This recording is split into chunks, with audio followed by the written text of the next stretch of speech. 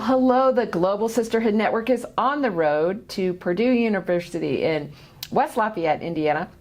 That happens to be my alma mater many, many moons ago, before all the wonderful projects that Kristi, our next guest, is in charge of. She is absolutely transforming this campus in so many wonderful ways, and it's so fun to come back and visit and meet the women behind the magic. So Kristi, introduce yourself to your Global Sisters. I am Kristi Brown. I am also a Purdue grad in English Lit, and I am a senior construction project manager here at Purdue.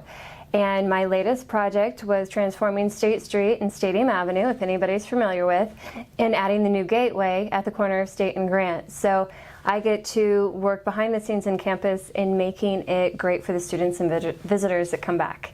Well, so outsiders are like, what is she talking Yes. about? And I would tell you, I just returned to campus.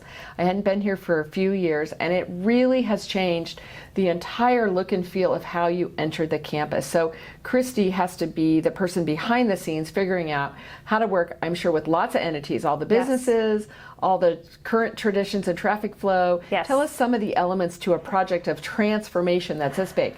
A lot of it is telling the story. It starts foremost with telling the story of what we want to do, coming up with this idea, and then going out to the public and providing the pictures and the whys and telling the story of what we want to do. Because if we don't tell the story, we could have the coolest project in the world and we can't execute it. We don't get that public buy-in. So that was really where we started, was going out to the city of West Lafayette and the campus stakeholders, getting their ideas, putting them down, getting their buy-in.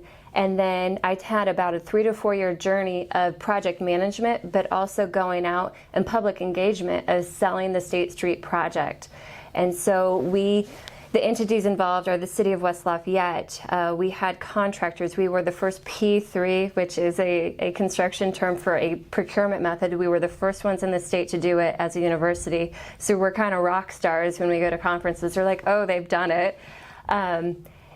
It's just a fancy procurement method that we don't use here on campus very often. It involves a lot of entities, like I said. I've become a traffic geek, which I never thought I would do. Storm drainage calcs, which make my head spin because it's math that I just don't understand. I think it's voodoo.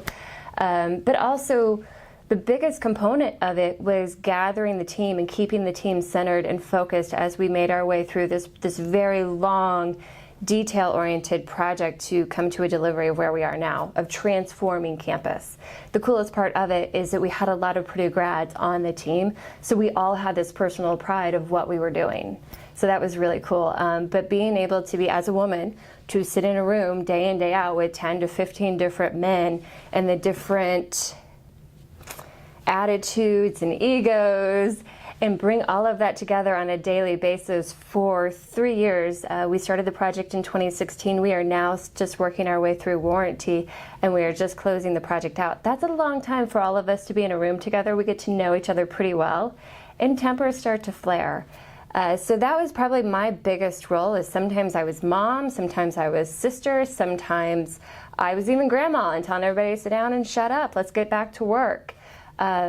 Had a lot of meals with them, a few beers, to establish those relationships, and that's how we delivered the project. I really think we were able to make the project a success because of the work that we put into the relationship to deliver a quality project. Wow. Well, what's a nice girl like you doing in construction with a room full of these men that you have to sit down and quiet them? And I'm sure they didn't always, maybe some of the generations didn't always really understand why a young, vibrant woman was leading them. So tell us about your path and how you ever ended up from literature in construction. Well, I am a farm girl from just north of here. So the farm mentality to the road construction mentality is very similar. I think that's why I felt very at home in construction. I love the hard work, getting out there and getting dirty, and I'll still go out and smooth some concrete if the guys will let me. And we have women on our crew too. That is another huge thing I am opposed to, is no men working signs on my sites ever. There you go. Unless you want to poke the bear and get a sign thrown at you. There you go. I love that. Yes.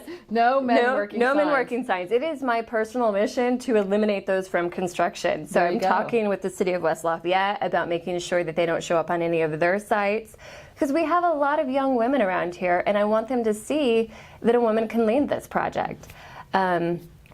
As for the generational between men, I'm okay with, somebody can call me honey, can call me darling, if it's done in the right sense. And if it's someone who is just like my grandfather and kind of looking out, but they will see that there is iron beneath the heels and the skirt, and they can only go so far. But I've also had somebody call me the B word on a site, and no, absolutely not. You want to see my head spin? Right. That's not the way to go. So yes, there is that navigation, and as I've talked to other classes here at Purdue, I feel like it is a woman, it is where do I draw my line? And I let that line be known where that line is. And that some may get away with it because I know that there is earnest and caring behind what they're doing versus a downgrade. Right.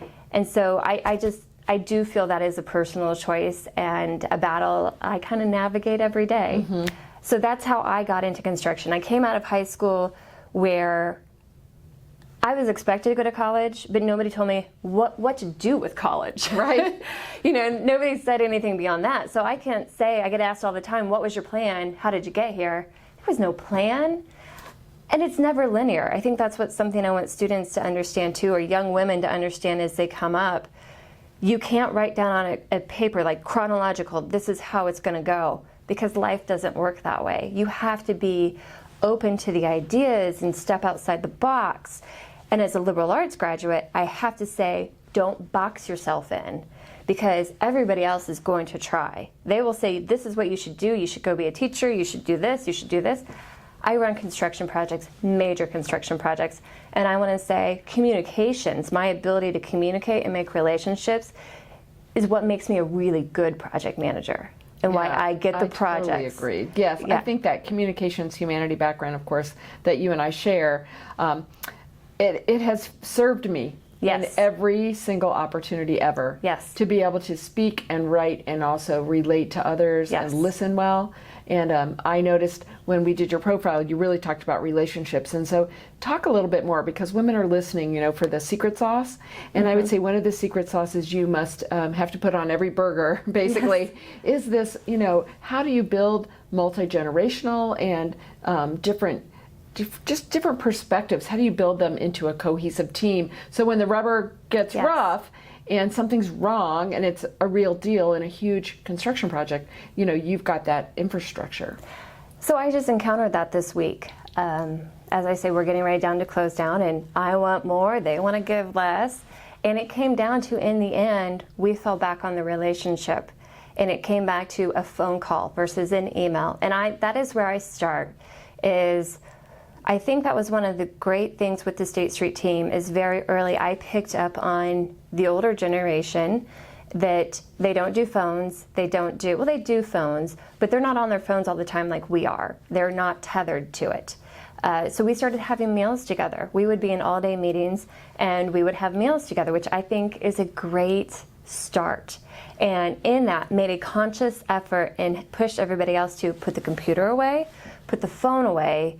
Let's talk face to face, look each other in the eye. Let's find out what our backgrounds are. What kind of family do you have? We're in this for a long haul, guys. So what do you do in your spare time? What do you like to do? You like to golf. You like to go to sporting events. And yes, I had to learn up on some football lingo, which is not a problem. I've got 3 brothers. But find out what makes other people tick, because I have started to figure out in relationships that if somebody is upset or if there's something going on, it necessarily doesn't have to do with me or they've got something else going on, and sometimes you have to allow that or see beyond what the surface is to understand what that person is going through so that you can make that bridge and come to them and have that discussion. So that's really, I think, how I approach my projects and getting to know my team, so that when, like this week, we come and we were at an impasse. I want something, they don't want something. And I made a mistake. I fell back and I let my boss run the show a little bit. And he's not as relationship driven as what I am. And he couldn't close the deal. So it came back to me to pick up the phone and call each of the different team members and say, hey, I need you to come back to the table. And we did. This was at 1 o'clock. By 5 o'clock that afternoon, we had the deal closed. Wow, and the crowd goes wild. Yes, but it was, and my boss knows this, is he's like, yeah, can you make the call? Yeah. Because he knows they're going to answer my call and say, come back to the table, not necessarily because they agree with the work, but because we have that mutual understanding. Right. And the respect. And the respect. Generated because you've actually taken the time. It's an investment. It is a personal investment for a gain. And I don't want to say it in a negative way, but in the end, that personal investment of your time and who you are will pay dividends. And that was one of the things that the senior project manager for the other team said to me kind of at the wrap of the project. He goes, don't ever stop being human. Yeah. And I have taken that with me. And that's what I keep telling folks is don't stop being human. Pick up the phone. Don't text, don't email. If you can't say it to somebody's face or on the phone with them, then you really have to consider, should you be saying that? Right. And how do you rephrase it? And how do you not think about just yourself in the terms and think about maybe where they're coming from and how do you bring yourselves a little closer? So. Well, and we like to ask, what is your global statement to women? So people are listening to this interview, they're really curious, wow, this is great, she's really achieved this, she's done this big project. And if you were just going to speak into the hearts and minds of all these women, what would you say is kind of like your global statement? Find joy in what you do. I just had to fill out a survey last night of what I want my 13-year-old daughter to be. What kind of an adult do I want her to be? I don't honestly care what kind of career choice she has, whether she makes a lot of money, her family choice, that is her choice. But the one thing I wrote for her, and this is, I speak to all the women when I say, because I have a daughter, and I think about daily how I operate, how would I want her to operate, and kind of guides me. Same with my son, is find joy and purpose and fulfillment with what you do. Because life is too short just to go through it. Find joy and purpose and fulfillment so that you can smile at the end of your day saying, well, it may not have been the most productive day, but I feel good about what I did get done and what I did do.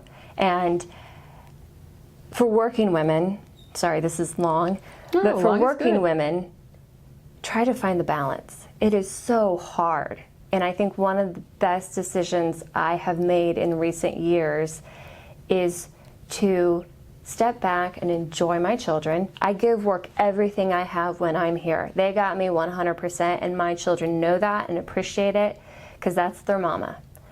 And they see, I get the privilege that my kids can see what I do every day and they come to work with me. But when I'm home, I'm with them and I find joy in them because it goes too fast. So find the balance if you can. Wonderful, wonderful. Well, I'm glad you worked in the parenting part because that's a very important thing. And then I just have to ask you, because I am personally curious, what is next for Kristi? Because you said you're completing this one project. Yes. I know you are in a job. It's not a project job. So what is exciting? What is next for you? I would like to transform a next part of campus and work more towards taking some of the asphalt out of campus and put in some more cycle track and pedestrian thoroughfares. I'd like to work some artwork into it and work with our local committees and student groups to get some art infrastructure, bring that back into the central part of campus. So I can't really say what the plan is yet because I've got to wait for approvals from all of the different entities that we have to, but I'm hoping within the next 2 to 3 years to really make an impact further on campus. Awesome. Well, Purdue is so blessed to have you. Thank you so much for being on the show and sharing your path with women everywhere around the world. And we will continue to watch, and I will come back and visit to walk on your nature path, and I will be happy to donate my artwork back to my university if you need very much. Need any crazy artwork. But it's so great to see the joy in what you do, Kristi. And thank you so much for being on the show today. Thank you for having me.